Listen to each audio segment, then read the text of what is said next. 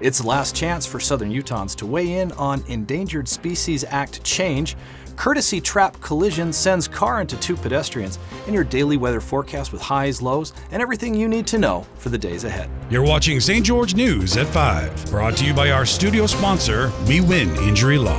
Good afternoon, I'm Ryan Forsey.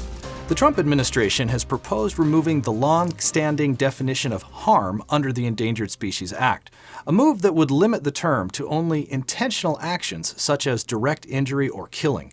Critics say the change could weaken habitat protections and put species at greater risk, while federal agencies argue the revision more accurately reflects the statute's original language. Conservation groups in southern Utah, including Conserve Southwest Utah, say the proposal could impact local ecosystems and species recovery, and they're encouraging public comment ahead of the May 19th deadline. 2 pedestrians were hospitalized after a van-involved crash on Mall Drive pushed a sedan onto the sidewalk near Wells Fargo in St. George. Maury Kessler has more on what police are calling a courtesy trap collision. 2 people were hospitalized Monday afternoon after a courtesy trap crash in St. George.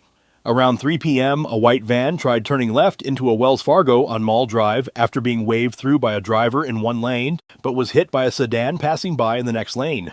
The impact sent the sedan onto the sidewalk where it struck a man and woman. St. George Police Sergeant Brian Hendricks shared more about the incident. The sedan hit the 2 pedestrians that were on the sidewalk, and basically they went onto the hood and windshield, and then they traveled probably about 20-30 yards on the car before coming off. We do know that one of the pedestrians has 2 compound fractures on the legs, lower legs. The male also had a very large contusion or laceration, something on his head, where there was a lot of blood coming from. He did have an altered LOC, so he didn't know where he was, things like that. So possibly a concussion. We don't know for sure, though. Both were hospitalized but reported to be conscious and alert. The van's driver was cited for failing to yield. But yes, it's a courtesy trap. The person in the number 1 lane can only yield the right of way for their lane. So the person turning still has to clear the other lane and make sure that traffic is yielded to them or yield to that traffic. Thanks, Maury. Let's take a look at your daily weather forecast brought to you by Casablanca Resort and Casino. In St. George, it's currently 75 under partly sunny skies. Tonight, temperatures will dip down to around 51. Tomorrow, expect a high of 81 and a low near 56. Over in Mesquite, the current temperature is 79 degrees with clear skies. The low tonight will be about 57. Tomorrow's high is forecasted at 86 with a low of 62. In Cedar City, it's a cooler 58 and partly sunny. Tonight's low will be a chilly 37.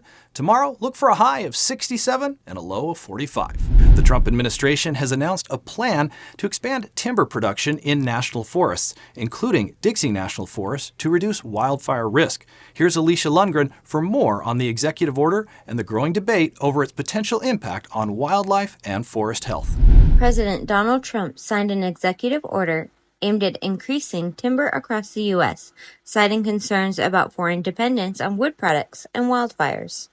According to the National Resources Defense Council, affected areas include over 5 million acres or 58% of Utah's national forests, such as Fish Lake and Dixie National Forests, which contain over 200,000 acres of wilderness and nearly 150,000 acres of critical habitat.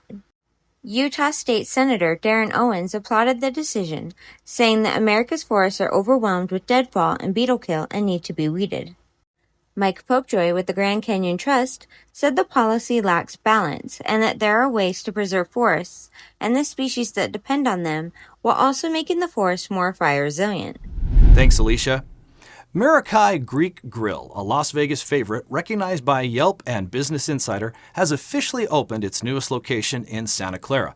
For a look inside the restaurant's signature dishes and the team behind the expansion, here's Jesse Bang.